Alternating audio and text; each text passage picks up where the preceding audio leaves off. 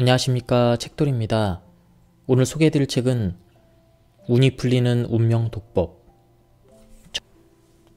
습관 하나만 바꿔도 관상이 바뀌고 운이 바뀔 수도 있습니다. 심신상관이라 했으니 매일 아침 거울을 보고 밝고 맑게 소리를 내어 웃는 것만으로도 현재 얼굴 모습을 바꿀 수 있습니다. 소리내어 웃는 것이 민망하다면 밝게 미소만 지어도 얼굴 표정과 함께 관상이 달라질 수 있습니다. 이는 곧 마음을 통해 몸을 바꾸는 방법입니다. 옛 선인들은 몸이 건강하기 위해서는 마음부터 헤아려야 된다고 말했지만 바쁜 일상을 보내는 우리들은 그것을 실천하기가 매우 어렵습니다. 건강 운이 좋아지게 하는 습관, 이 습관부터 한번 알아보도록 하겠습니다. 간 기능의 이상 유무를 쉽게 알아볼 수 있는 기관은 눈입니다. 돌출된 뇌라고 불리는 눈은 우리 마음과 몸의 현재 상태를 알려주는 마음의 창이기도 합니다. 물론 눈의 각 부위들은 오장의 기능과 연관되어 있지만 특히 간장과 밀접한 연관을 맺고 있습니다. 눈의 흰자 위에 누렇게 황달이 들이우거나 조금만 무리를 해도 눈곱이 끼는 것은 간이 힘들다는 겁니다. 눈이 갑자기 침침하거나 시리거나 뻑뻑해도 그렇습니다. 건강한 사람이라도 과식보다는 절식과 소식을 하는 것이 바람직한데 자연 속에서 생활하고 있는 90대의 어떤 할아버지는 배가 고플 때만 식사를 한다고 하였고 필자의 경우에는 하루 한 끼만 먹은 지가 10년이 넘습니다. 동물들은 유심히 지켜보면 몸에 이상이 있을 때 적당히 쉴 만한 장소에 사나흘 정도 웅크리고 앉아서 아무것도 먹지 않습니다. 이는 몸의 자연 치유력을 높이려는 본능적인 행동입니다. 다시 말해 외부의 음식물로부터 에너지를 받아들이는 게 아니라 자체에 축적된 에너지를 활용하면서 장부 간의 조화를 꾀하는 것입니다. 위장장애는 두통을 일으키기도 하는데 특히 앞머리 부위가 아프게 됩니다. 그리고 눈 밑에 거무스레하게 변색이 되어 있으면 이 또한 위 기능에 문제가 있음을 알리는 신호라고 할 수 있습니다. 비위의 이상 여부를 보다 쉽게 알아볼 수 있는 방법이 있습니다.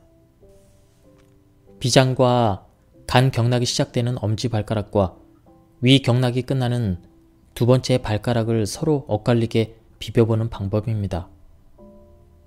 탄력 있게 두 발가락을 교차할 수 있다면 별탈이 없겠지만 마음대로 잘 되지 않으면 비위 기능에 문제가 있습니다. 또한 이 두 발가락을 자주 엇갈려 교차시키면 비위 기능을 강화할 수 있습니다. 호흡은 크게 두 종류로 나눌 수 있습니다. 일상적으로 코로 통해 숨을 쉬는 폐식 호흡과 누구나 일정 기간 어머니의 탯줄을 통해 하였던 태식호흡 혹은 피부호흡이 바로 그겁니다. 폐호흡은 코를 통해 하기 때문에 일반적으로 쉽게 수긍하지만 피부호흡의 중요성은 간과하기 쉽습니다. 그러나 피부호흡은 오히려 폐호흡보다 더 중요합니다. 예를 들어 좌우 두 개의 폐 중 어느 한쪽을 떼어내어도 생명에는 큰 지장이 없지만 피부 경우에는 전체 3분의 1 정도만 화상을 입어도 우리 몸은 심각한 통증을 느끼고 호흡 곤란을 겪을 수 있습니다. 피부 호흡은 모공을 통해서 하는데 주로 양기가 많고 인체 활동량도 많은 아침이나 낮 시간에 모공이 열려 활발하게 운용됩니다. 복부 전체를 휘돌고 있는 대장은 허파의 들숨 날숨 시에 배의 들고남을 통해 피부 호흡을 주관하고 있습니다. 즉, 복식 호흡은 단지 폐를 통한 호흡뿐만 아니라 피부의 수많은 모공을 통해 동시에 호흡을 하고 있는 것입니다. 나이가 들어감에 따라 피부도 노화되고 모공을 통한 피부 호흡이 줄어드는데 이에 따라서 복식 호흡도 잘 이루어지지 않습니다. 즉, 유아기 때는 특별히 수련을 하지 않아도 자동적으로 복식 호흡이 이루어지는데 나이가 들어감에 따라 점점 상부로 올라가 흉식 호흡을 하게 되고 종국에는 숨이 턱 밑까지 차오르게 되면 생명력을 유지하기가 어려워지는 겁니다. 이러한 호흡을 통해 우리 인체는 무엇을 얻는 것일까요? 우리가 일반적으로 알고 있듯이 단지 공기 중에 산소를 흡입하고 체내에 쌓인 이산화탄소와 같은 탁기만을 배출할까요? 그렇지 않습니다. 앞에서도 설명했지만 공간에 무수히 유동하고 있는 자기 입자를 받아들이는 겁니다. 폐가 오행 중에 금에 해당되는 것은 단지 우연만은 아닙니다. 자기성은 유독 쇠에 잘 흡착되어 흐르는 특성을 가지고 있습니다. 즉, 폐에 유입된 자기력이 철분을 다량 함유하고 있는 적혈구의 핵인 헤모글로빈에 담겨져 70조 개에 이르는 우리 몸의 각 세포의 에너지원으로 공급되는 겁니다. 마음을 다스리는 조심법. 조심은 마음을 통해 몸 전체를 조화롭게 다스리는 법을 말합니다. 우리 몸의 주인은 마음입니다. 마음에서 이루어지면 몸에서도 이루어집니다. 수련학에서는 이를 심기혈정이라고 합니다. 마음을 몸속의 특정 부위에 집중하면 몸을 유동하는 기가 일어서고 그에 따라 물질적 에너지원을 공급하는 혈액이 왕성해지면서 정 또한 왕성해집니다. 무형의 마음이 어디에 머무느냐에 따라 파동의 형태의 길을 뒤따르는 것들 역시 그 행보를 같이 하게 됩니다. 여기에서 가장 중요한 것은 마음을 통해 어떠한 정보를 몸에 보내느냐입니다. 부정적인 마음이 넘쳐나면 우리 몸 역시 부정적인 파동으로 인해 전체적인 공명 현상에 악영향을 미칠 수밖에 없습니다. 만약 긍정적인 생각을 한다면 순식간에 우리 몸을 구성하고 있는 수십조 개에 이르는 모든 세포들 역시 좋은 생리적 여건을 조성하게 됩니다. 그래서 옛 사람들은 늘 좋은 생각을 강조했던 것입니다. 마음 먹기에 따라서 우리 몸은 얼마든지 좋은 쪽으로도 나쁜 쪽으로도 변화를 일으키는 겁니다. 우리 몸은 최소 5년 정도가 지나면 현재 몸을 구성하고 있는 피부든 살이든 단단한 뼈든 그대로인 것은 하나도 없습니다. 우리가 인식하지 못할 뿐 우리 몸은 이 순간에도 엄청난 변화를 거듭하고 있습니다. 그 변화의 방향에 결정적인 역할을 하는 것이 곧 매 순간마다 걷잡을 수 없이 변화를 일으키고 있는 마음이라는 존재입니다. 그래서 그 마음이라는 것을 붙들어 두기 위해 매 순간 깨어 있어야 한다고 수련학에서 강조하고 있습니다. 특히 내 몸 안에서 깨어 있는 것을 중요하게 여깁니다. 마음이 몸을 벗어나면 주인 없는 몸이라는 존재는 갈피를 잃게 됩니다. 그러한 현상이 바로 몸에 나타나는 것이 질병입니다. 깨어있음에도 분노나 원망 같은 부정적인 생각으로 가득 차 있다면 세포들 역시 동시에 공명작용을 통해 부정적인 에너지에 휩싸이게 됩니다. 따라서 세포들도 부정적인 변화를 통해 암이나 각종 질병 현상에 노출되는 것입니다. 우리 몸을 변화시키는 본질적이면서도 주도적인 역할을 하는 것이 마음이란 점을 상기하면서 긍정적인 생각을 일으키는 것이 곧 건강 생활의 첩경임을 잊지 않았으면 좋겠습니다. 흰머리나 새치가 생겨난다는 것은 머리 쪽에 열이 집중되어 혈액순환이 원활하지 않다는 증거입니다. 이런 사람들의 경우 대부분 아랫배가 상대적으로 차가우며 손발 또한 차거나 저린 현상도 동반되기도 합니다.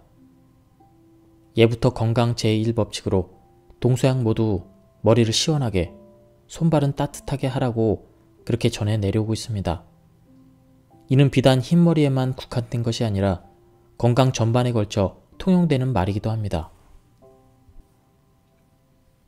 손발은 뜨거워도 괜찮지만 머리로 열이 집중되면 두통이나 어지럼증, 불면증 같은 병증이 나타나 건강한 생활을 영위하기 어렵습니다. 열이 머리로 집중되면 나타나는 대표적인 현상이 바로 흰머리나 새치랍니다.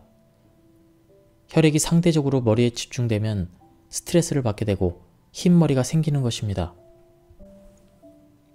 이를 해결하기 위해서는 손발을 많이 활용하는 걷기와 같은 운동법도 좋지만 하루 종일 사무실 등의 실내에서 생활해야 되는 사람이라면 머리 부위를 간단히 마사지하는 방법을 권하고 싶습니다.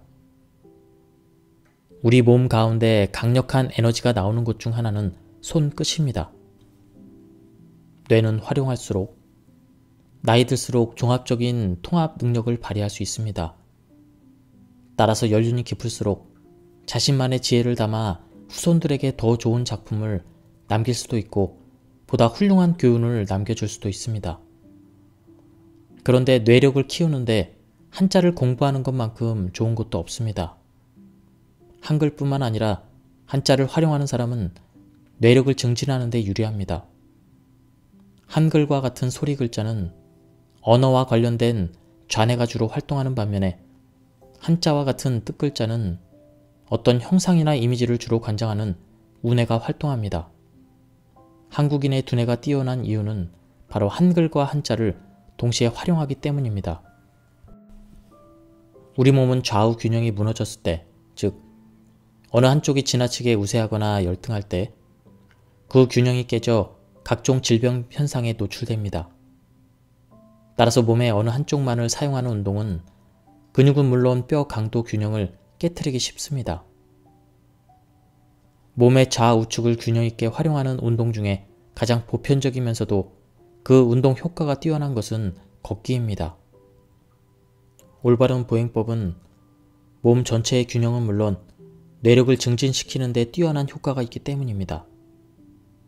하루에 한 번씩 가까운 산책로를 걸어보는 것도 좋습니다. 몸과 마음은 유기적입니다. 마음이 황폐해지면 몸 역시 점차 기력을 잃게 되며 몸 역시 충분한 영양분을 공급받지 못하면 마음 또한 황폐해지기 마련입니다. 치매를 앓고 있는 노인들을 살펴보면 대부분 영양실조인 경우가 많습니다. 특히 동물성 단백질이 부족해지면 뇌의 발육과 그 기능이 저하됩니다. 우리 인간의 몸은 오랫동안 동물성 영양분과 식물성 영양분에 길들여져 왔습니다. 지나친 육류 섭취도 문제가 되지만 동물성 영양분을 배제한 식단 역시 문제가 됩니다. 치매를 예방하기 위해서는 근본적으로 마음을 풍요롭게 해주는 일, 곧 사랑을 해야 합니다. 그리고 부수적으로 몸을 튼튼하게 유지할 수 있도록 균형 잡힌 식단을 회복해야 합니다. 다음은 저자가 치매를 예방할 수 있는 구체적인 방법을 소개해주고 있습니다. 첫째, 젊을 때부터 뇌를 활용할 수 있는 독서나 창작 활동을 통해 머리를 써야 되고 고독을 이겨낼 수 있도록 사랑하는 마음을 유지해야 합니다. 둘째, 희노애락에 따른 자신의 감정에 충실할 필요가 있습니다. 즉, 일상에서 얽히고 설킨 감정을 쌓아두지 말아야 합니다.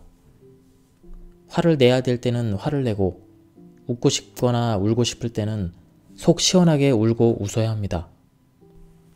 셋째, 전신의 기혈을 순환시키는 운동은 날마다 하는 것이 좋습니다. 특히 손발을 잘 활용할 수 있는 운동이 좋은데 올바른 보행법만한 것이 없습니다. 넷째, 나이가 들수록 영양 섭취를 쉽고 빠르게 할 수 있는 동물성 단백질을 적절하게 먹어야 합니다. 우리의 식단은 지나치게 곡류 및 채소류 위주이다 보니 계란이나 고기, 생선 등 동물성 단백질을 통해 영양의 균형을 회복할 필요가 있습니다. 잠이 보약이라는 경구는 동서양의 사람 모두가 주장하는 통념입니다. 불면의 원인은 무엇일까요? 손발이 찬 것은 우리 몸의 주인인 마음이 온통 머리에만 집중하기 때문에 일어나는 현상입니다. 달리 말하면 상기증이죠. 현대인들이 생활시간 대부분을 머리로서 해결해야 되는 일을 많이 하기 때문입니다. 예전처럼 주로 손발을 사용하는 작업보다는 머리를 쓰는 일을 많이 해서 생기는 브레인 증후군 탓입니다. 마음을 호흡에 집중하면 됩니다. 종식이 불면의 해결책입니다.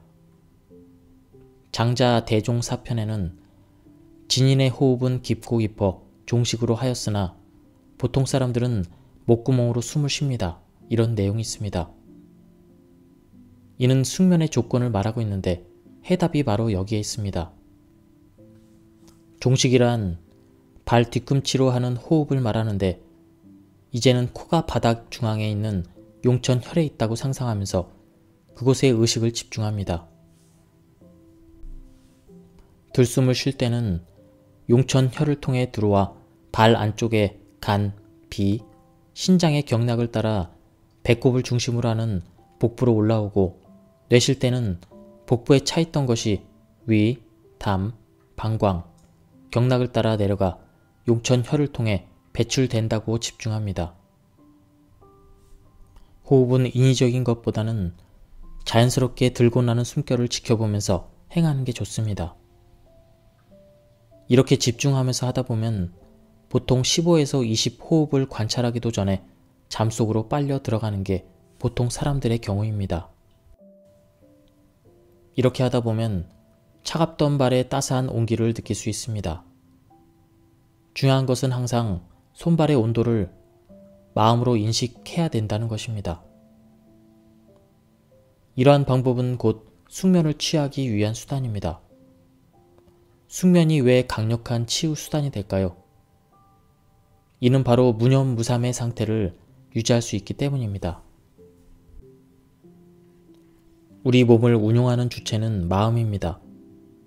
아무리 운동을 한다 해도 몸의 운용 주체인 마음이 떠난 상태에서는 속의 성과를 거둘 수 없습니다. 그만큼 마음의 운용이 중요하다는 말입니다. 마음을 올바르게 운용하는 방법은 몸 안에서 깨어있기입니다. 즉, 내 몸이 움직일 때 근육의 경직도는 어떻고 관절들은 어떠한지 마음으로 느낄 수 있어야 합니다. 곧 순간순간 몸의 변화를 느끼면서 움직인다면 사무실이든 버스든 이런 이동 수단 내에서든 놀라운 운동 효과를 거둘 수 있습니다. 우리 몸의 특정 부위가 가렵거나 경직되었을 때 몸의 운용 주체인 마음이 깨어서 해당 부위를 주도 면밀하게 관찰만 해도 어렵지 않게 해소시킬 수 있습니다. 물론 만성화된 질병으로 고통받는 경우에는 많은 시간이 소요됩니다. 특정 부위의 질환이 몸의 운용 주체인 마음이 느끼지 못한 상태에서 누적되었기 때문입니다. 이럴 경우 편안한 자세로 누워 불편한 부위를 마음으로 바라보며 최대한 긴장이 완화된 모습을 상상만 해도 상당한 효과를 거둘 수 있습니다. 예를 들어 허리 굽히기를 하는데 양손이 발목 부위 밖에 이르지 못했을 때 최대한 편안한 자세로 누워서 자신이 유연한 체조 선수들처럼 앞가슴이 머리에 밀착된 채 손목 부위가 발끝까지 부드럽게 닿는 모습을 상상하며 10분간 지켜보세요. 놀라운 현상이 일어납니다. 이것이 바로 마음의 운동 효과입니다. 그런데 우리의 삶을 가만히 들여다봅시다. 너무 생각 없이 조급하게 사는 것은 아닌지, 어떠한 사안에 대해서 하루쯤 생각을 묵히지 못하고 일들에 치여 살고 있는 것은 아닌지, 까닭없이 치미는 우라에 울컥거리지는 않은지, 그냥 웃어 넘겨도 될 일에 벌컥 화를 내진 않는지 한 번쯤은 곰곰이 내 마음을 살펴봐야 합니다. 요즘은 사는 것이 각박해서 사소한 일로 화를 내는 경우가 많습니다. 어른들뿐만 아니라 아이들도 그렇습니다. 왜 그럴까요? 마음의 눈으로 자기 자신을 돌아보는 반성을 하지 않아서입니다. 영적 성숙의 동력이자 추진력은 반성입니다. 나 자신을 곰곰이 들여다보는 것만으로도 많은 것이 해소됩니다. 반성은 느긋함에 여유를 줄 뿐만 아니라 사안에 대한 통찰력을 길러주기도 합니다. 그런데 많은 사람들이 살기도 바쁜데 반성할 시간이 어디 있냐고 반문합니다. 해야 할 일들이 산더미처럼 쌓여있는데 한가하게 신세 타령만 할 시간이 어디 있냐고 논을 동그랗게 뜹니다. 어찌 보면 시간 없다는 말은 모두 핑계에 지나지 않습니다. 하루 24시간은 우리 모두에게 주어진 시간이지만 시간이란 항상 상대적인 것입니다. 하루 24시간이 누구에게나 부여되지만 활동 여부에 따라 100시간, 아니 1년보다 긴 시간이 될 수도 있습니다. 늘 지금 이 순간에 깨어 있다 보면 시간을 얼마든지 늘릴 수 있습니다. 지금부터 지나쳐버린 1시간이라도 돌이켜 곰곰이 들여다봅시다. 무의미하게 보내버린 시간이 우리에게는 너무나 많습니다. 깨어있지 않기 때문입니다. 그러면서 기계처럼 시간의 아기를 짜맞추는데 익숙해져 있습니다. 조급증은 지금 이 순간에 깨어있지 않고 아직 다가오지 않은 앞일을 걱정하기 때문에 생겨나는 것입니다. 마음만 앞서서 몸이 따르지 못해 심신간의 괴리만 생길 뿐입니다. 지금 이 순간 내가 무엇을 하고 있는지 자신을 들여다봅시다.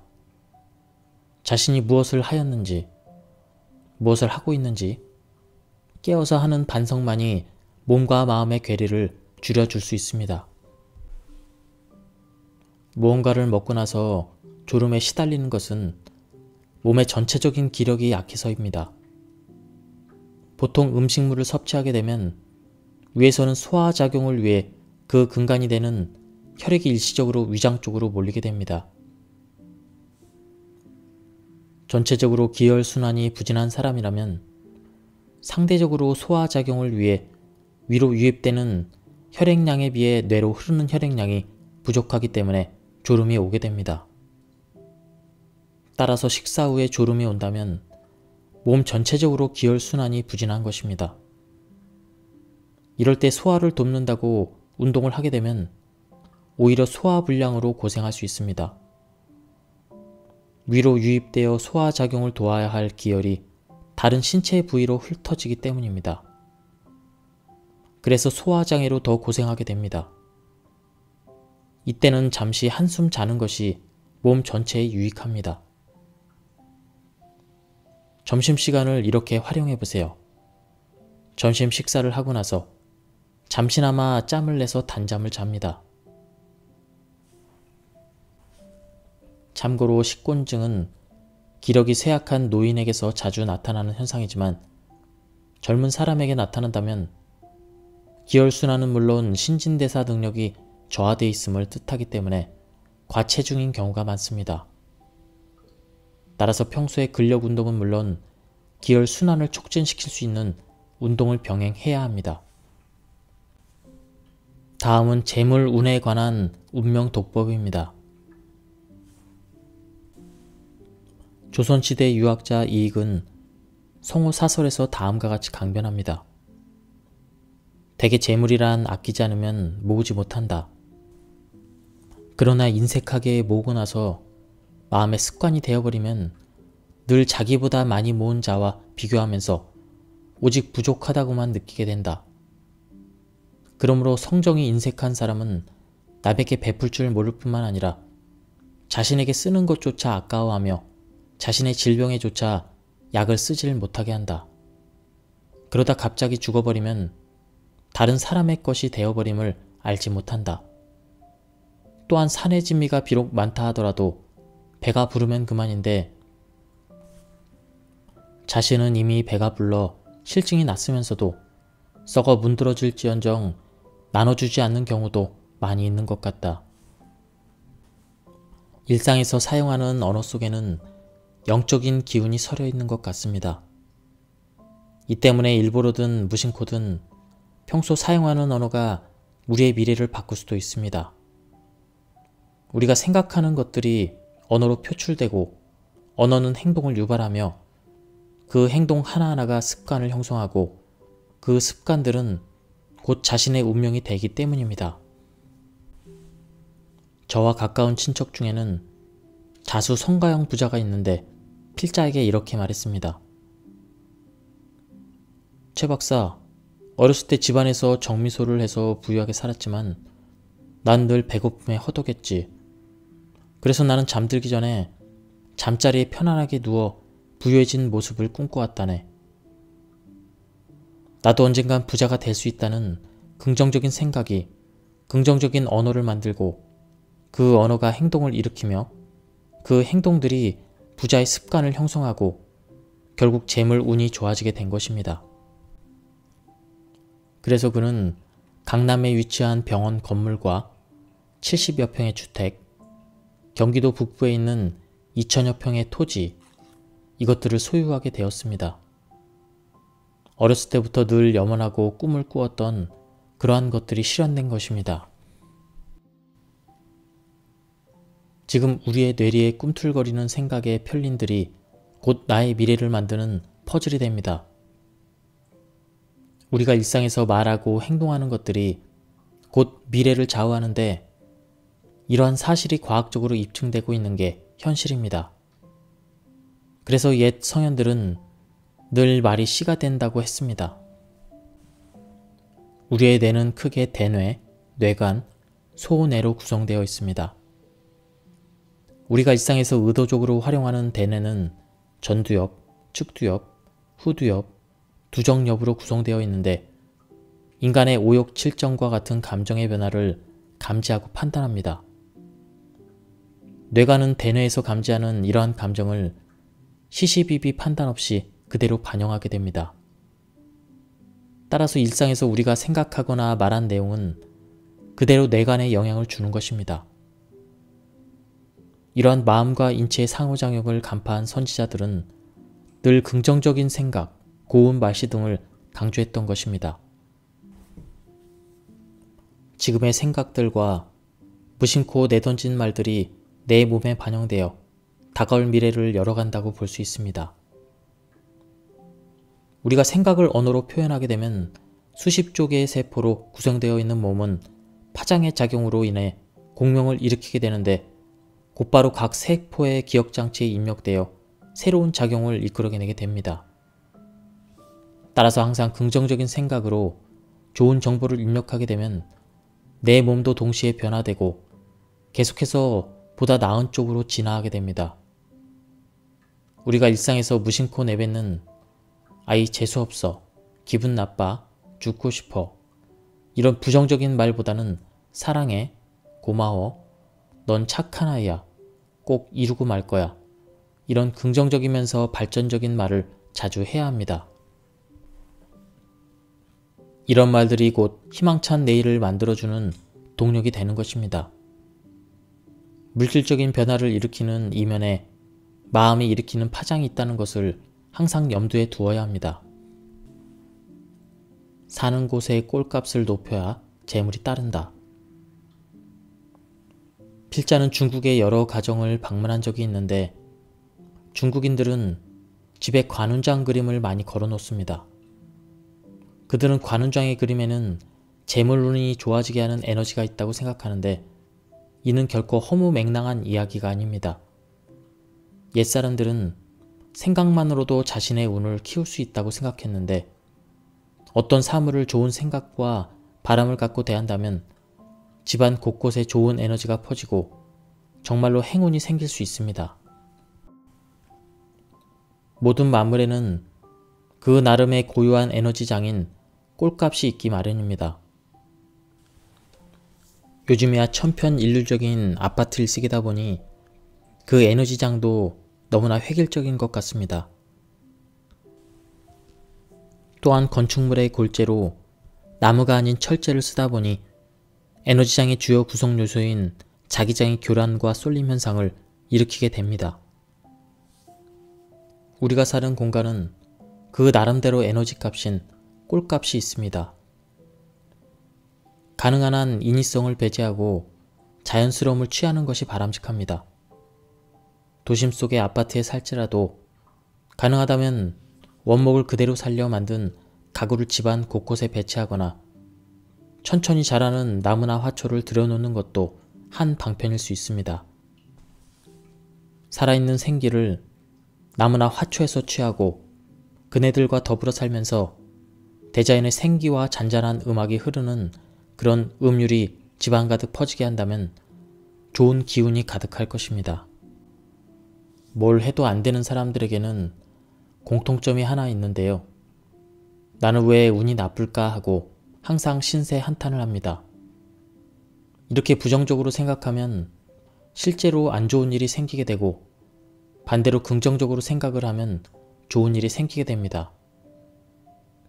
마음이 바뀌어야 운도 바뀔 수 있기 때문이죠. 지난 일들은 모두 잊으시고 앞으로는 윤택하게 사는 모습을 꿈꿔보세요. 그러다 보면 꿈속에서도 그런 모습이 보일 것이고 실제로 꿈이 이루어질 수 있을 겁니다. 잠자리 들기 전에 관상을 바꿀 수 있는 인면의식을 알려드릴 테니 날마다 실천해보세요. 세계 10대 부호 중에 한 사람인 리자청이 성공 가도를 달릴 수 있었던 것은 바로 잠자리에 가졌던 자신만의 인면의식이 있었기 때문입니다. 그는 잠자리에 들기 전에 최고의 부자가 된 모습을 상상하였고, 동양 최대 부호가 된 이후에도 잠자리에 들기 전에 명상을 취했습니다.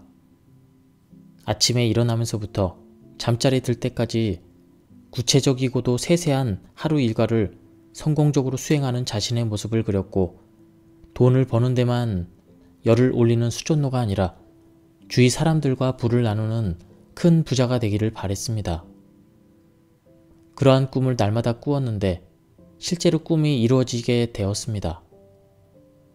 그는 30조 원의 자산을 보유한 부호가 된 이후에도 근검절약과 기부를 행하고 있습니다. 지금도 5만원 이하의 구두와 10만원 이하의 양복을 입고 비행기는 꼭 이코노미석을 타는데, 그렇게 절약한 돈으로 아시아에서 가장 기부를 많이 한다고 합니다. 그것도 회사 명의가 아닌 본인의 재산을 기부하는데 매년 장학금으로만 3천억 원 정도를 기부하고 있습니다. 리자청은 오랜 경험을 통해 부자가 되기 위해서는 동업 또는 사람을 사귈 때 신중해야 한다고 말하며 육불합칠 불교를 주장했습니다. 이는 6종류의 사람과 동업하지 말고 7종류의 사람과 사귀라는 그런 내용입니다. 육불합, 개인적인 욕심이 너무 강한 사람과는 동업하지 말라. 사명감이 없는 사람과는 동업하지 말라. 인간미가 없는 사람과는 동업하지 말라. 그런 사람과는 함께 있어도 즐겁지 않다. 부정적으로 생각하는 사람과는 동업하지 말라. 그런 사람은 당신의 긍정적인 에너지, 즉 긍정의 힘을 소모시킨다. 인생의 원칙이 없는 사람과 동업하지 말라. 그런 사람은 이익만 취하려 한다. 그는 손해보는 일은 절대로 하지 않는다. 감사할 줄 모르는 사람과 동업하지 말라. 은혜를 모르는 사람은 반드시 배신한다. 7불교, 불효를 하는 사람과 사귀지 마라. 사람에게 각박하게 구는 사람과 사귀지 마라. 시시콜콜 따지는 사람과 사귀지 마라. 받기만 하고 주지 않는 사람과 사귀지 마라. 아부를 잘하는 사람과 사귀지 마라. 권력자 앞에서 원칙 없이 행동하는 사람과 사귀지 마라. 동정심 없는 사람과 사귀지 마라. 몸소 체득하는 공부가 진짜 공부입니다. 장자 천도편에는 체득의 중요성을 일깨우는 이야기가 나옵니다. 제나라의 황공이 대청마루 위에서 책을 읽고 있었고, 그 아래에선 목수 윤편이 수레바퀴를 만들고 있었습니다. 윤편은 망치와 끌을 놓고선 위를 바라보며 황공에게 물었습니다. 감히 물어보겠습니다만 전하께서 읽고 계시는 책은 어떤 내용입니까? 황공이 대답하길, 성인의 말씀이다. 그렇다면 그 성인은 살아계십니까? 황공이 답하길, 이미 돌아가신 분이다. 다시 윤편이 여쭙기를, 그렇다면 전하께서 읽고 계시는 책은 옛 사람의 찌꺼기입니다. 황공이 말하길, 과인이 책을 읽고 있는데 어찌 목수 따위가 끼어든단 말인가? 이에 합당한 설명을 한다면 살려두겠지만 그렇지 못할 경우엔 죽음을 면치 못하리라. 이에 윤편이 대답하길 신은 신이 하는 일로 미루어 살펴보고자 합니다. 술의 바퀴를 깎을 때 너무 깎으면 헐거워서 튼튼하지 못하고 덜 깎으면 빡빡해서 굴대가 들어가지 않습니다. 너무 헐겁지도 빡빡하지도 않게 깎는 것은 손으로 터득하고 마음으로 알 수 있을 뿐 입으로 말할 수는 없습니다. 물론 그 사이에는 일정한 수치가 있을 겁니다. 그러나 신은 제 자식에게 말로 깨우쳐 줄 수도 없고 제 자식 역시 신에게 전수받을 수 없습니다. 이 때문에 나이 70이 되도록 늙어서도 수레바퀴를 깎고 있는 겁니다.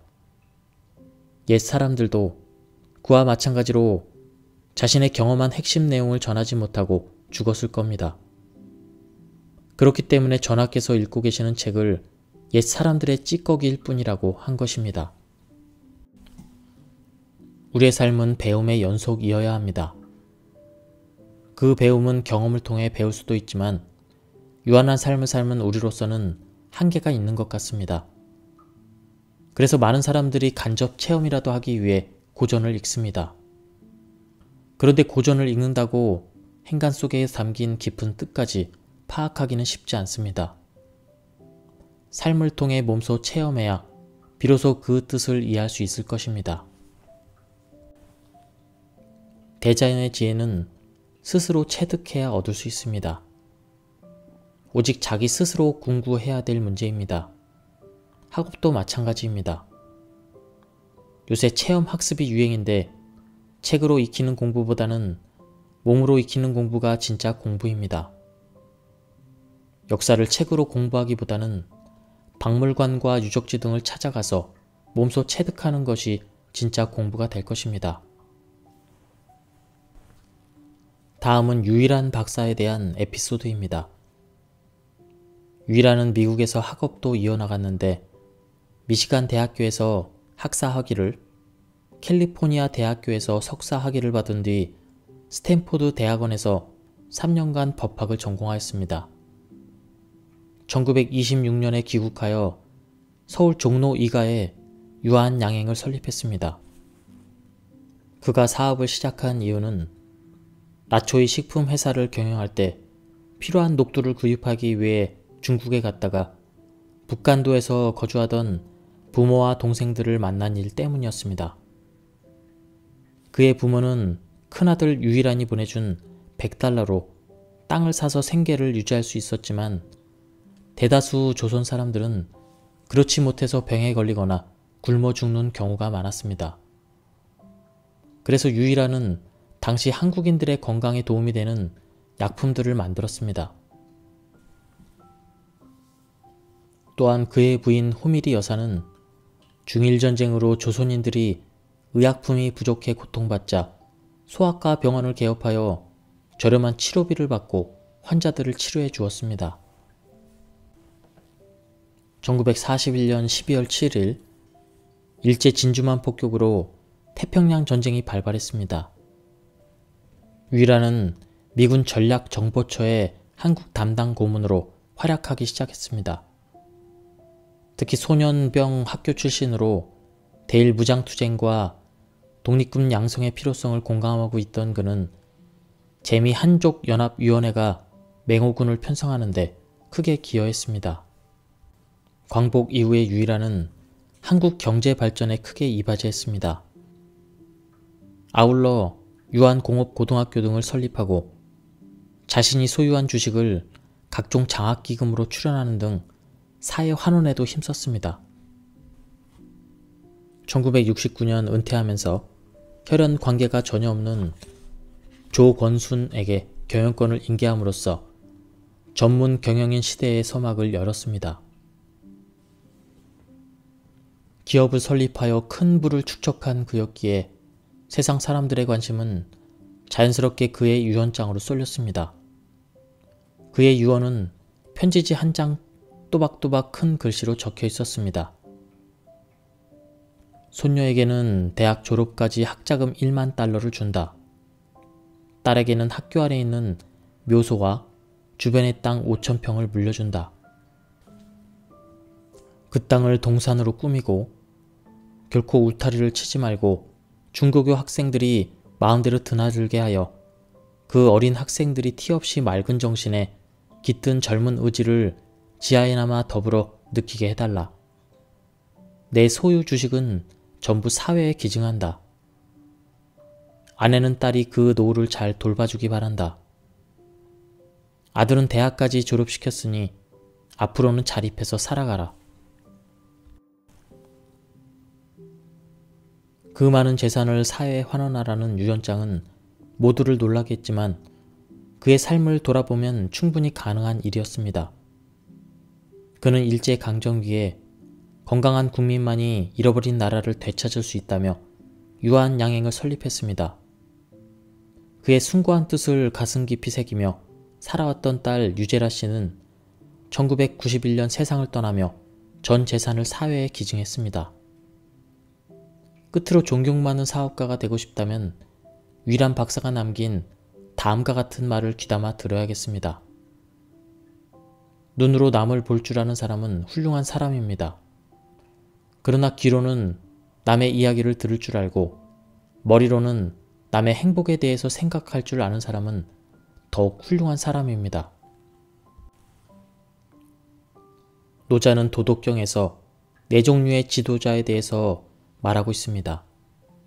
가장 훌륭한 지도자는 백성들이 그 존재 정도로만 알고 있는 사람이며 그 다음은 백성들이 가까이 하고 칭찬하는 지도자, 그 다음은 백성들이 두려워하는 지도자, 가장 나쁜 것은 백성들에게 업신여김을 받는 지도자다. 이 말은 좋은 사업가가 되기 위한 방법으로 받아들인다면 다음과 같습니다. 가장 훌륭한 사업가는 자신의 존재를 과시하거나 뽐내지 않고 직원들 모르게 뒤에서 자연스럽게 문제를 해결하니 직원들이 불만을 품지 않습니다. 즉, 최고의 사업가는 노자가 최고의 덕목으로 여긴 무의자연, 이것을 실천하는 지도자라 할 수 있습니다. 이런 사업가는 잘 되면 직원 탓이라고 하고 안 되면 내 탓이라고 생각합니다. 예, 지금까지 운명독법, 이 책에 대한 리뷰를 모두 마쳤습니다. 이 책은 기대를 안 하고 봤는데 내용이 중간중간에 좋은 내용이 많이 있었습니다. 한번 구해서 읽어보실 것을 추천드립니다. 예, 여기까지 들어주셔서 감사합니다. 안녕하십니까, 책돌입니다. 오늘 소개해드릴 책은 운이 풀리는 운명독법. 습관 하나만 바꿔도 관상이 바뀌고 운이 바뀔 수도 있습니다. 심신상관이라 했으니 매일 아침 거울을 보고 밝고 맑게 소리를 내어 웃는 것만으로도 현재 얼굴 모습을 바꿀 수 있습니다. 소리내어 웃는 것이 민망하다면 밝게 미소만 지어도 얼굴 표정과 함께 관상이 달라질 수 있습니다. 이는 곧 마음을 통해 몸을 바꾸는 방법입니다. 옛 선인들은 몸이 건강하기 위해서는 마음부터 헤아려야 된다고 말했지만 바쁜 일상을 보내는 우리들은 그것을 실천하기가 매우 어렵습니다. 건강 운이 좋아지게 하는 습관, 이 습관부터 한번 알아보도록 하겠습니다. 간 기능의 이상 유무를 쉽게 알아볼 수 있는 기관은 눈입니다. 돌출된 뇌라고 불리는 눈은 우리 마음과 몸의 현재 상태를 알려주는 마음의 창이기도 합니다. 물론 눈의 각 부위들은 오장의 기능과 연관되어 있지만 특히 간장과 밀접한 연관을 맺고 있습니다. 눈의 흰자 위에 누렇게 황달이 들이우거나 조금만 무리를 해도 눈곱이 끼는 것은 간이 힘들다는 겁니다. 눈이 갑자기 침침하거나 시리거나 뻑뻑해도 그렇습니다. 건강한 사람이라도 과식보다는 절식과 소식을 하는 것이 바람직한데 자연 속에서 생활하고 있는 90대의 어떤 할아버지는 배가 고플 때만 식사를 한다고 하였고 필자의 경우에는 하루 한 끼만 먹은 지가 10년이 넘습니다. 동물들은 유심히 지켜보면 몸에 이상이 있을 때 적당히 쉴 만한 장소에 사나흘 정도 웅크리고 앉아서 아무것도 먹지 않습니다. 이는 몸의 자연 치유력을 높이려는 본능적인 행동입니다. 다시 말해 외부의 음식물로부터 에너지를 받아들이는 게 아니라 자체의 축적된 에너지를 활용하면서 장부 간의 조화를 꾀하는 것입니다. 위장장애는 두통을 일으키기도 하는데 특히 앞머리 부위가 아프게 됩니다. 그리고 눈 밑에 거무스레하게 변색이 되어 있으면 이 또한 위 기능에 문제가 있음을 알리는 신호라고 할 수 있습니다. 비위의 이상 여부를 보다 쉽게 알아볼 수 있는 방법이 있습니다. 비장과 간 경락이 시작되는 엄지발가락과 위 경락이 끝나는 두 번째 발가락을 서로 엇갈리게 비벼보는 방법입니다. 탄력 있게 두 발가락을 교차할 수 있다면 별탈이 없겠지만 마음대로 잘 되지 않으면 비위 기능에 문제가 있습니다. 또한 이 두 발가락을 자주 엇갈려 교차시키면 비위 기능을 강화할 수 있습니다.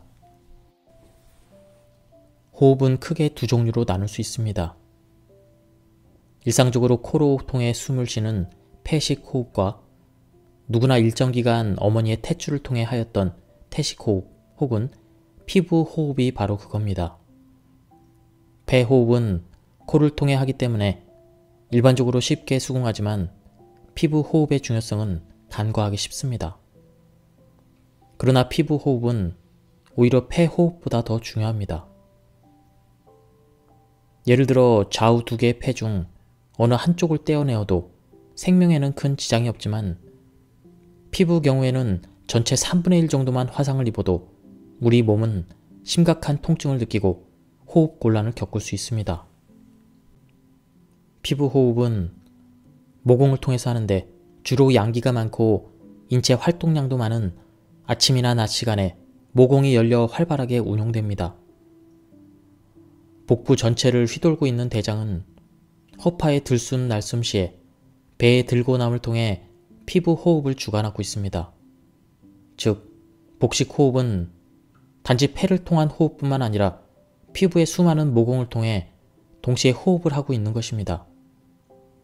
나이가 들어감에 따라 피부도 노화되고 모공을 통한 피부 호흡이 줄어드는데 이에 따라서 복식 호흡도 잘 이루어지지 않습니다. 즉, 유아기 때는 특별히 수련을 하지 않아도 자동적으로 복식 호흡이 이루어지는데 나이가 들어감에 따라 점점 상부로 올라가 흉식 호흡을 하게 되고 종국에는 숨이 턱 밑까지 차오르게 되면 생명력을 유지하기가 어려워지는 겁니다. 이러한 호흡을 통해 우리 인체는 무엇을 얻는 것일까요? 우리가 일반적으로 알고 있듯이 단지 공기 중에 산소를 흡입하고 체내에 쌓인 이산화탄소와 같은 탁기만을 배출할까요? 그렇지 않습니다. 앞에서도 설명했지만 공간에 무수히 유동하고 있는 자기 입자를 받아들이는 겁니다. 폐가 오행 중에 금에 해당되는 것은 단지 우연만은 아닙니다. 자기성은 유독 쇠에 잘 흡착되어 흐르는 특성을 가지고 있습니다.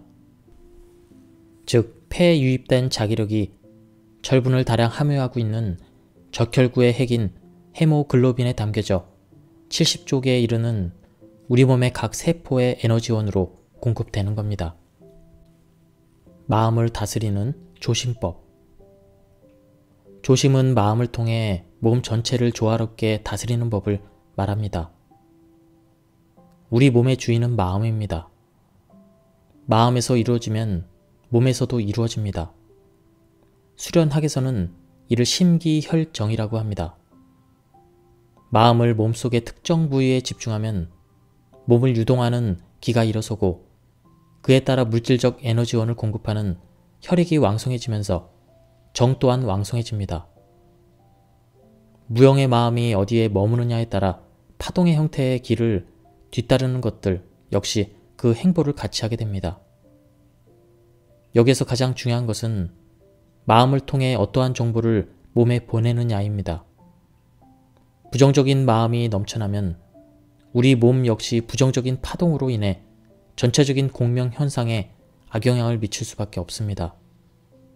만약 긍정적인 생각을 한다면 순식간에 우리 몸을 구성하고 있는 수십조 개에 이르는 모든 세포들 역시 좋은 생리적 여건을 조성하게 됩니다. 그래서 옛 사람들은 늘 좋은 생각을 강조했던 것입니다. 마음 먹기에 따라서 우리 몸은 얼마든지 좋은 쪽으로도 나쁜 쪽으로도 변화를 일으키는 겁니다.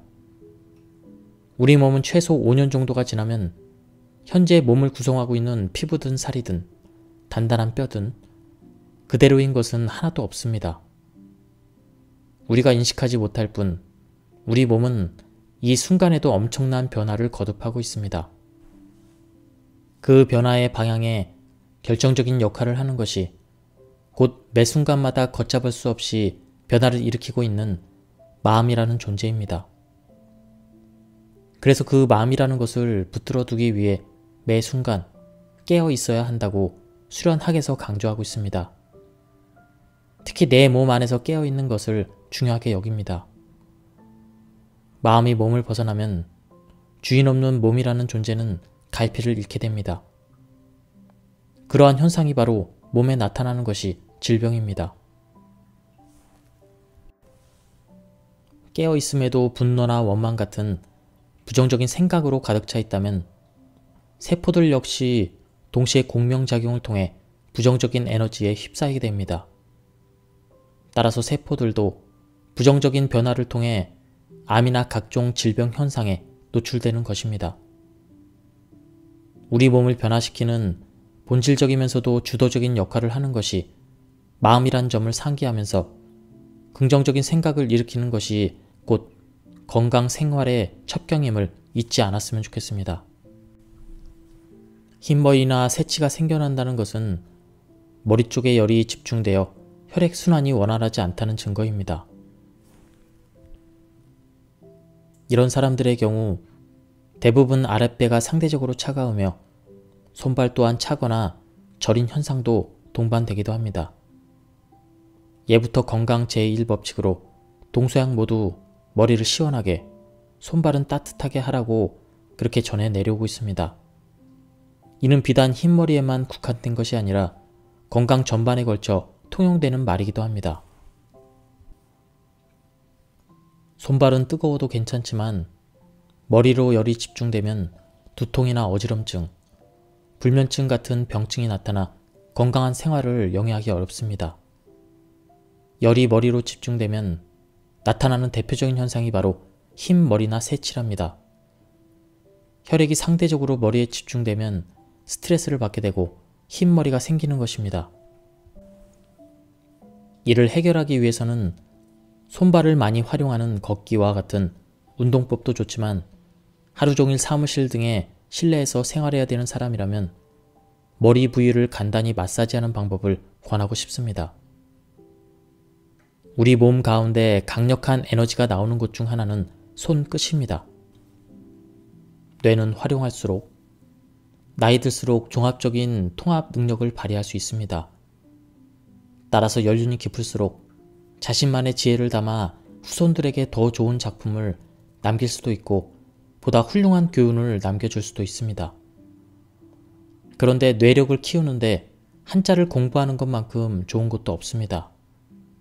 한글뿐만 아니라 한자를 활용하는 사람은 뇌력을 증진하는 데 유리합니다.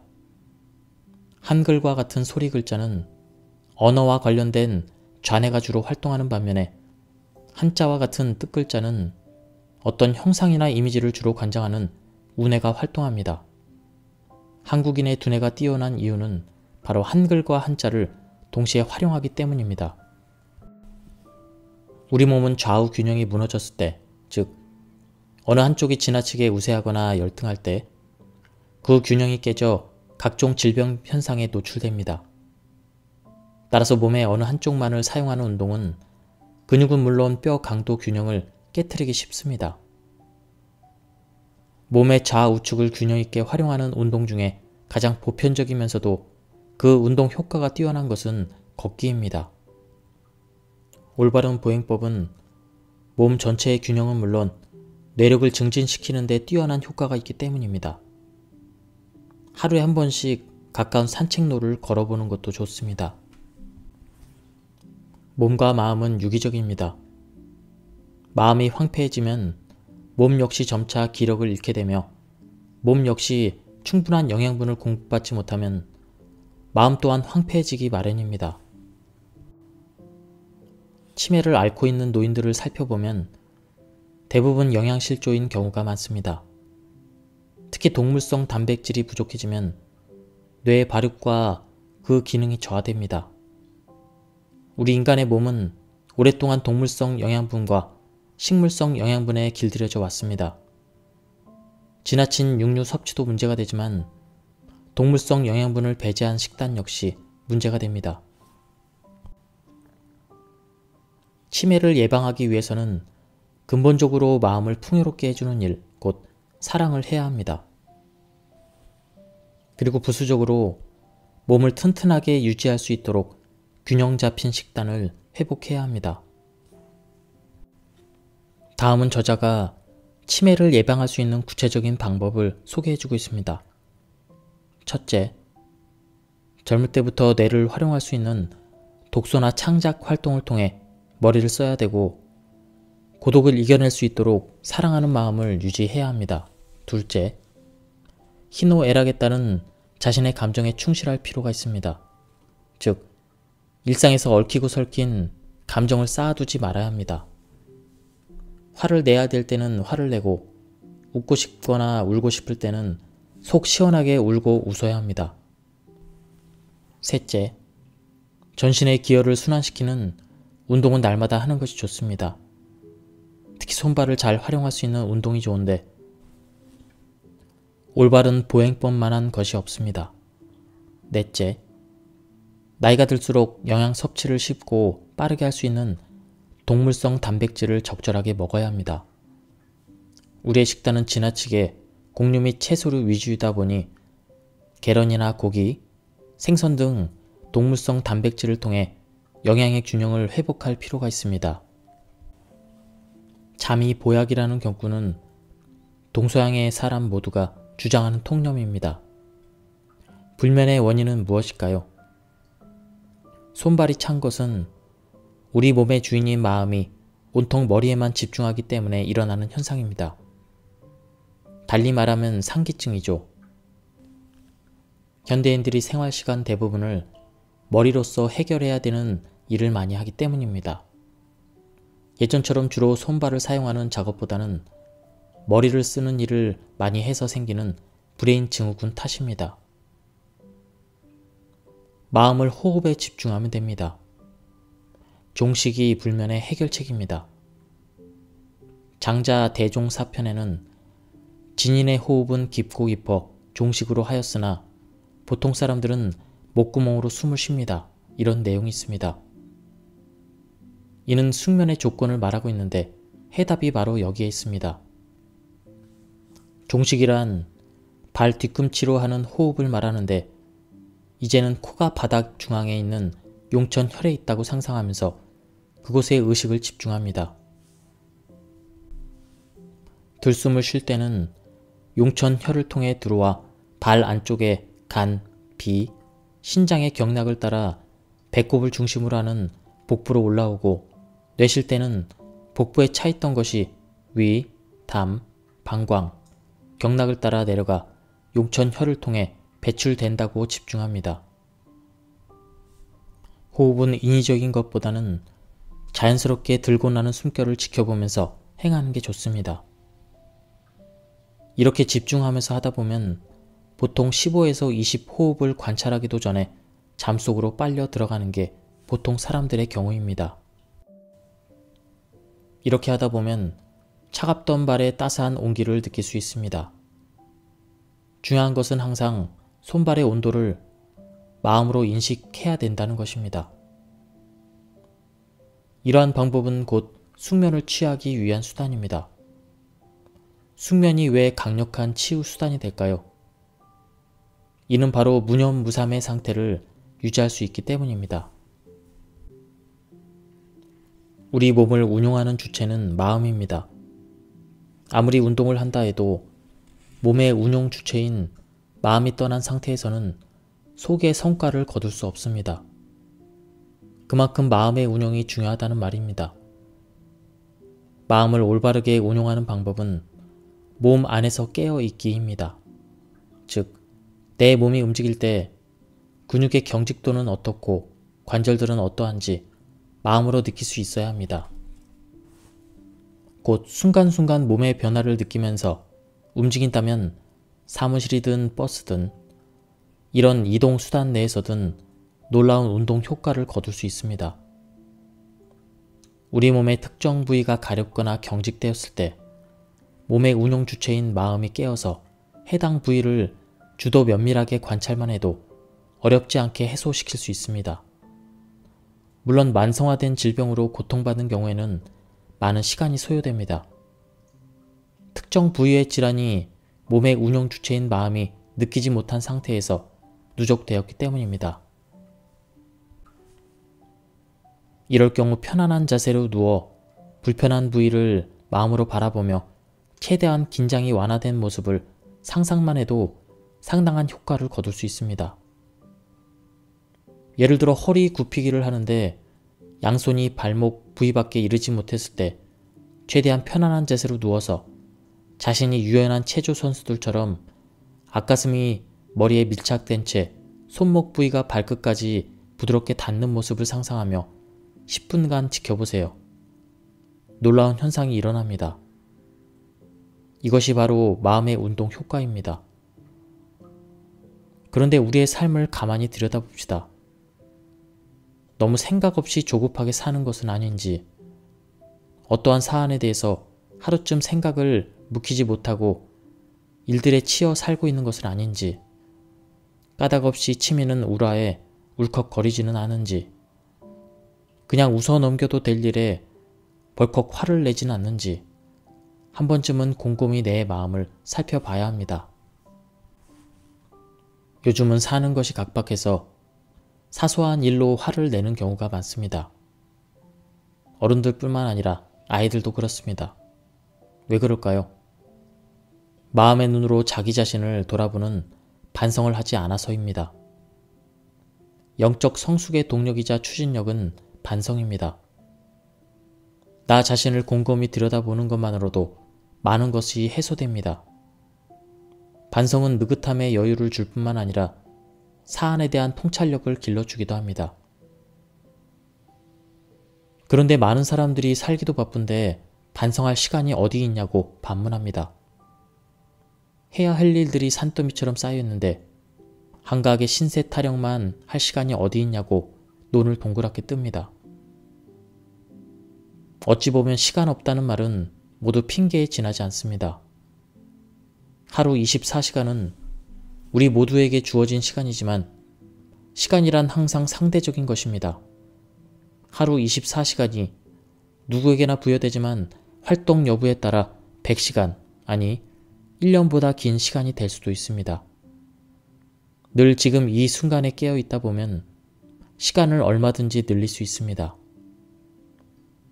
지금부터 지나쳐버린 1시간이라도 돌이켜 곰곰이 들여다봅시다. 무의미하게 보내버린 시간이 우리에게는 너무나 많습니다. 깨어있지 않기 때문입니다. 그러면서 기계처럼 시간의 아기를 짜맞추는데 익숙해져 있습니다. 조급증은 지금 이 순간에 깨어있지 않고 아직 다가오지 않은 앞일을 걱정하기 때문에 생겨나는 것입니다. 마음만 앞서서 몸이 따르지 못해 심신간의 괴리만 생길 뿐입니다. 지금 이 순간 내가 무엇을 하고 있는지 자신을 들여다봅시다. 자신이 무엇을 하였는지, 무엇을 하고 있는지 깨어서 하는 반성만이 몸과 마음의 괴리를 줄여줄 수 있습니다. 무언가를 먹고 나서 졸음에 시달리는 것은 몸의 전체적인 기력이 약해서입니다. 보통 음식물을 섭취하게 되면 위에서는 소화작용을 위해 그 근간이 되는 혈액이 일시적으로 위장 쪽으로 몰리게 됩니다. 전체적으로 기혈순환이 부진한 사람이라면 상대적으로 소화작용을 위해 위로 유입되는 혈액량에 비해 뇌로 흐르는 혈액량이 부족하기 때문에 졸음이 오게 됩니다. 따라서 식사 후에 졸음이 온다면 몸 전체적으로 기혈순환이 부진한 것입니다. 이럴 때 소화를 돕는다고 운동을 하게 되면 오히려 소화불량으로 고생할 수 있습니다. 위로 유입되어 소화작용을 도와야 할 기혈이 다른 신체 부위로 흩어지기 때문입니다. 그래서 소화장애로 더 고생하게 됩니다. 이때는 잠시 한숨 자는 것이 몸 전체에 유익합니다. 점심시간을 이렇게 활용해 보세요.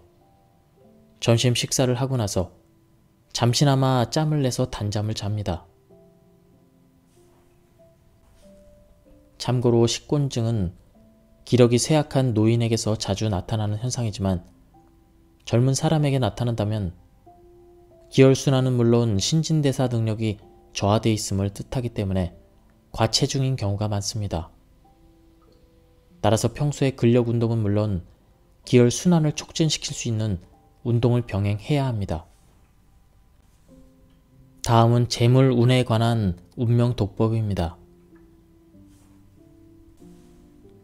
조선시대 유학자 이익은 성호사설에서 다음과 같이 강변합니다.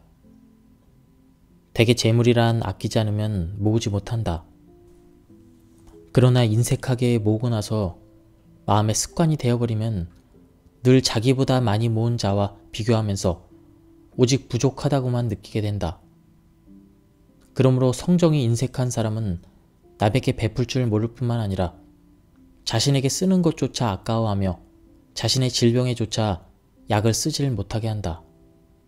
그러다 갑자기 죽어버리면 다른 사람의 것이 되어버림을 알지 못한다.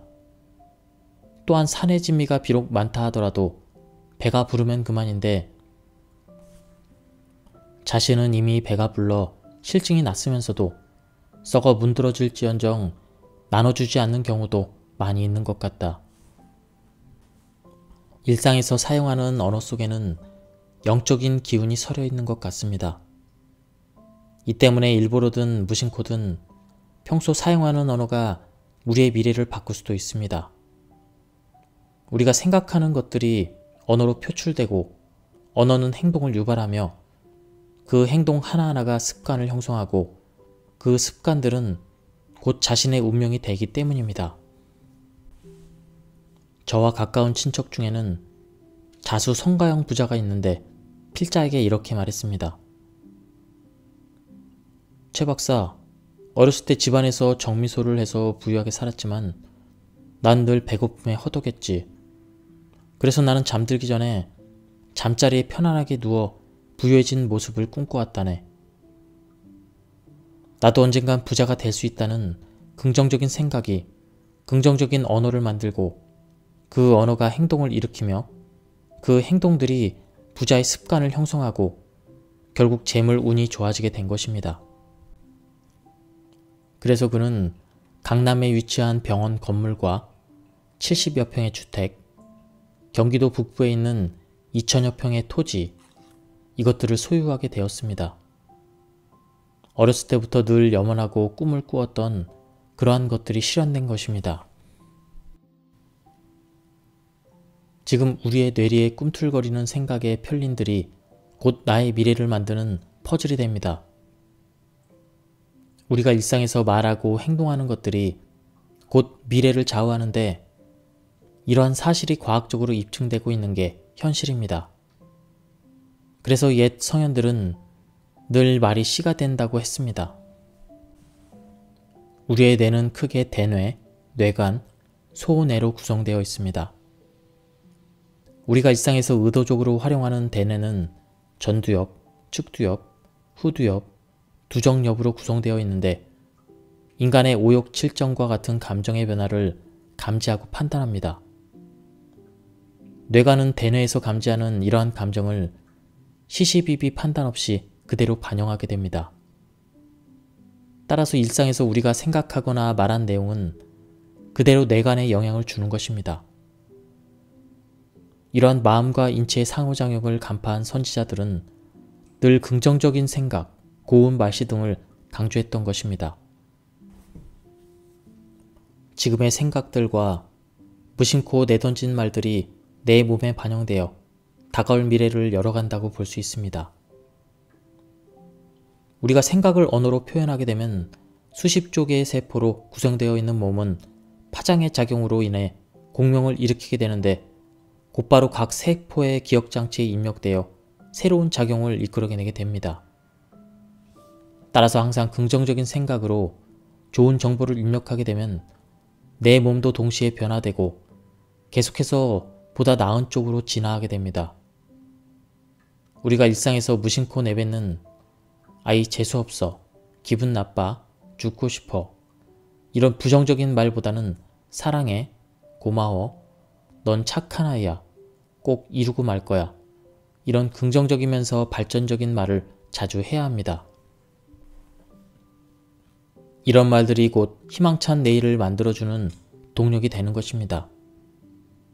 물질적인 변화를 일으키는 이면에 마음이 일으키는 파장이 있다는 것을 항상 염두에 두어야 합니다.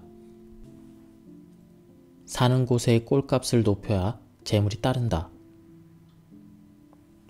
필자는 중국의 여러 가정을 방문한 적이 있는데 중국인들은 집에 관훈장 그림을 많이 걸어 놓습니다.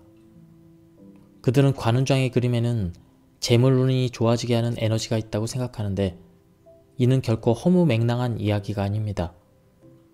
옛사람들은 생각만으로도 자신의 운을 키울 수 있다고 생각했는데 어떤 사물을 좋은 생각과 바람을 갖고 대한다면 집안 곳곳에 좋은 에너지가 퍼지고 정말로 행운이 생길 수 있습니다. 모든 만물에는 그 나름의 고유한 에너지장인 꼴값이 있기 마련입니다. 요즘이야 천편일률적인 아파트 일식이다 보니 그 에너지장도 너무나 획일적인 것 같습니다. 또한 건축물의 골재로 나무가 아닌 철재를 쓰다 보니 에너지장의 주요 구성 요소인 자기장의 교란과 쏠림 현상을 일으키게 됩니다. 우리가 사는 공간은 그 나름대로 에너지 값인 꼴값이 있습니다. 가능한 한 인위성을 배제하고 자연스러움을 취하는 것이 바람직합니다. 도심 속의 아파트에 살지라도 가능하다면 원목을 그대로 살려 만든 가구를 집안 곳곳에 배치하거나 천천히 자라는 나무나 화초를 들여놓는 것도 한 방편일 수 있습니다. 살아있는 생기를 나무나 화초에서 취하고 그네들과 더불어 살면서 대자연의 생기와 잔잔한 음악이 흐르는 그런 음율이 집안 가득 퍼지게 한다면 좋은 기운이 가득할 것입니다. 뭘 해도 안 되는 사람들에게는 공통점이 하나 있는데요. 나는 왜 운이 나쁠까 하고 항상 신세 한탄을 합니다. 이렇게 부정적으로 생각하면 실제로 안 좋은 일이 생기게 되고 반대로 긍정적으로 생각을 하면 좋은 일이 생기게 됩니다. 마음이 바뀌어야 운도 바뀔 수 있기 때문이죠. 지난 일들은 모두 잊으시고 앞으로는 윤택하게 사는 모습을 꿈꿔보세요. 그러다 보면 꿈속에서도 그런 모습이 보일 것이고 실제로 꿈이 이루어질 수 있을 겁니다. 잠자리 들기 전에 관상을 바꿀 수 있는 인면의식을 알려드릴 테니 날마다 실천해보세요. 세계 10대 부호 중에 한 사람인 리자청이 성공 가도를 달릴 수 있었던 것은 바로 잠자리에 가졌던 자신만의 인면의식이 있었기 때문입니다. 그는 잠자리에 들기 전에 최고의 부자가 된 모습을 상상하였고 동양 최대 부호가 된 이후에도 잠자리에 들기 전에 명상을 취했습니다. 아침에 일어나면서부터 잠자리에 들 때까지 구체적이고도 세세한 하루 일과를 성공적으로 수행하는 자신의 모습을 그렸고 돈을 버는 데만 열을 올리는 수존노가 아니라 주위 사람들과 부를 나누는 큰 부자가 되기를 바랬습니다. 그러한 꿈을 날마다 꾸었는데 실제로 꿈이 이루어지게 되었습니다. 그는 30조 원의 자산을 보유한 부호가 된 이후에도 근검절약과 기부를 행하고 있습니다. 지금도 5만원 이하의 구두와 10만원 이하의 양복을 입고 비행기는 꼭 이코노미석을 타는데 그렇게 절약한 돈으로 아시아에서 가장 기부를 많이 한다고 합니다. 그것도 회사 명의가 아닌 본인의 재산을 기부하는데 매년 장학금으로만 3천억 원 정도를 기부하고 있습니다. 리자청은 오랜 경험을 통해 부자가 되기 위해서는 동업 또는 사람을 사귈 때 신중해야 한다고 말하며 육불합칠 불교를 주장했습니다. 이는 6종류의 사람과 동업하지 말고 7종류의 사람과 사귀라는 그런 내용입니다. 육불합, 개인적인 욕심이 너무 강한 사람과는 동업하지 말라.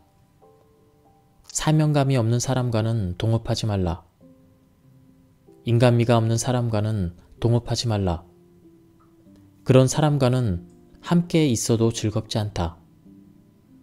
부정적으로 생각하는 사람과는 동업하지 말라.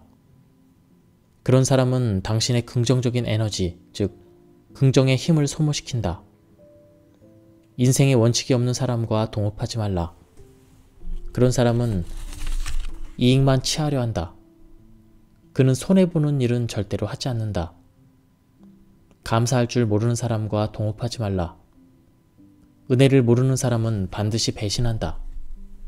7불교, 불효를 하는 사람과 사귀지 마라. 사람에게 각박하게 구는 사람과 사귀지 마라. 시시콜콜 따지는 사람과 사귀지 마라. 받기만 하고 주지 않는 사람과 사귀지 마라. 아부를 잘하는 사람과 사귀지 마라. 권력자 앞에서 원칙 없이 행동하는 사람과 사귀지 마라. 동정심 없는 사람과 사귀지 마라. 몸소 체득하는 공부가 진짜 공부입니다. 장자 천도편에는 체득의 중요성을 일깨우는 이야기가 나옵니다. 제나라의 황공이 대청마루 위에서 책을 읽고 있었고 그 아래에선 목수 윤편이 수레바퀴를 만들고 있었습니다. 윤편은 망치와 끌을 놓고선 위를 바라보며 황공에게 물었습니다. 감히 물어보겠습니다만 전하께서 읽고 계시는 책은 어떤 내용입니까? 황공이 대답하길 성인의 말씀이다. 그렇다면 그 성인은 살아계십니까? 황공이 답하길 이미 돌아가신 분이다. 다시 윤편이 여쭙기를 그렇다면 전하께서 읽고 계시는 책은 옛 사람의 찌꺼기입니다.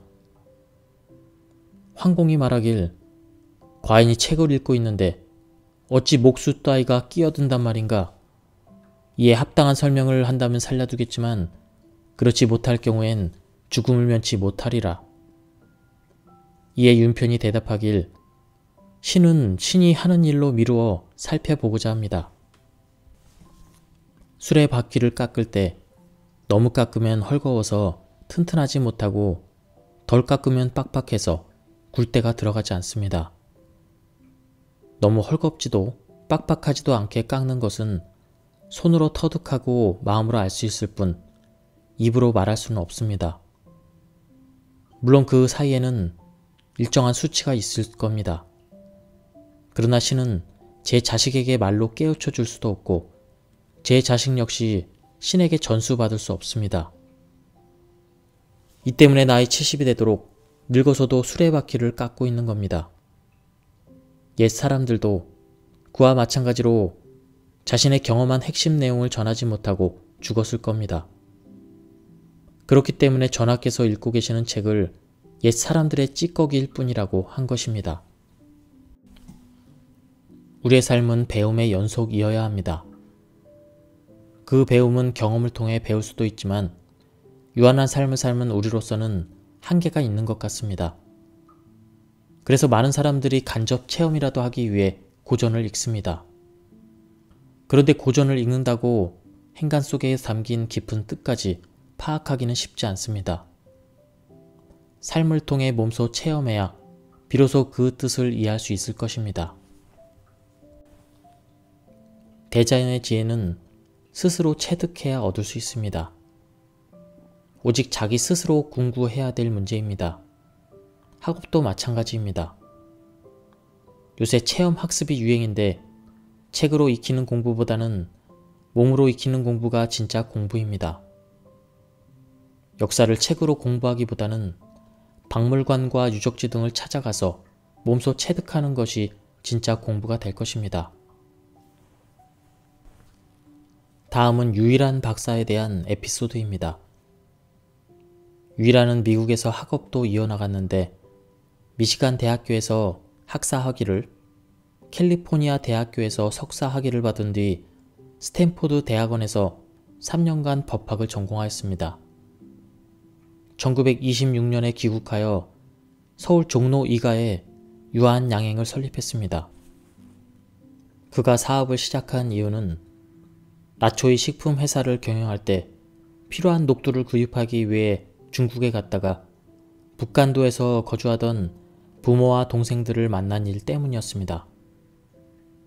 그의 부모는 큰아들 유일한이 보내준 $100로 땅을 사서 생계를 유지할 수 있었지만 대다수 조선 사람들은 그렇지 못해서 병에 걸리거나 굶어 죽는 경우가 많았습니다. 그래서 유일한은 당시 한국인들의 건강에 도움이 되는 약품들을 만들었습니다.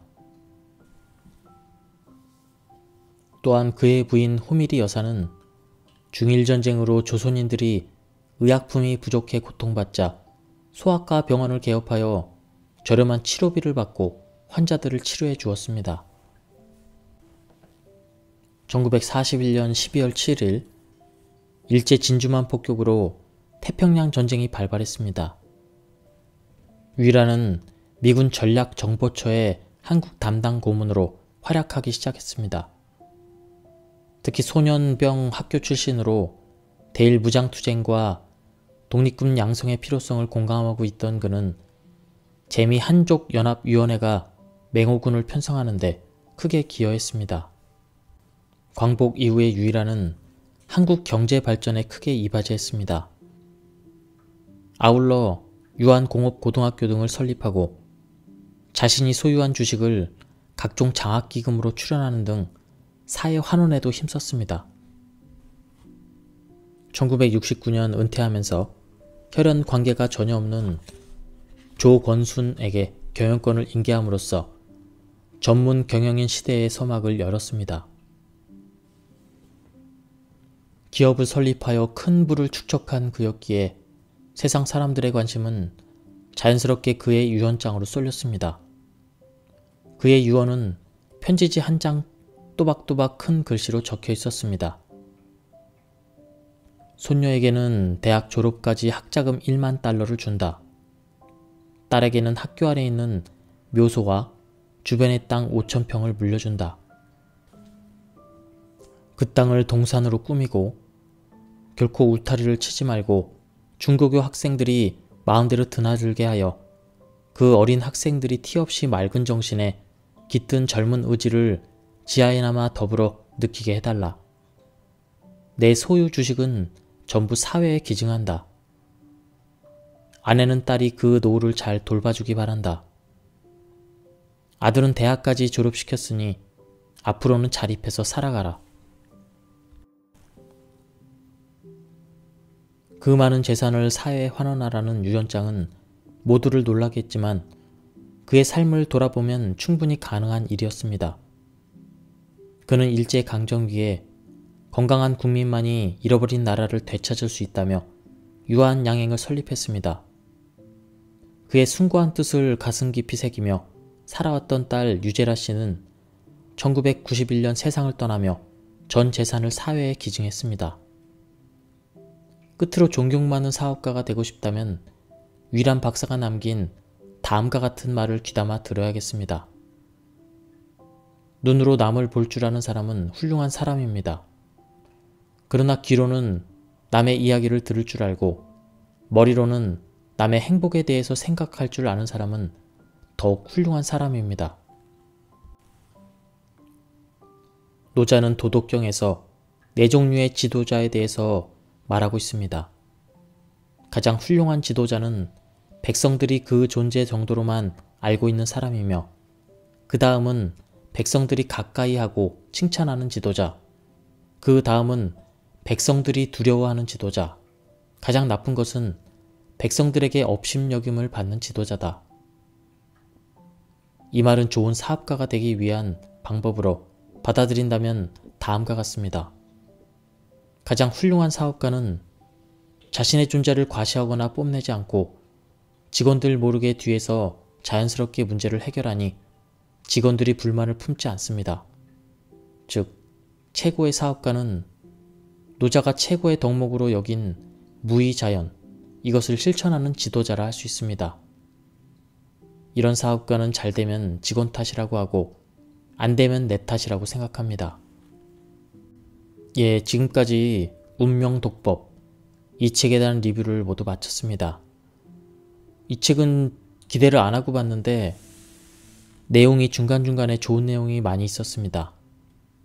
한번 구해서 읽어보실 것을 추천드립니다. 예, 여기까지 들어주셔서 감사합니다.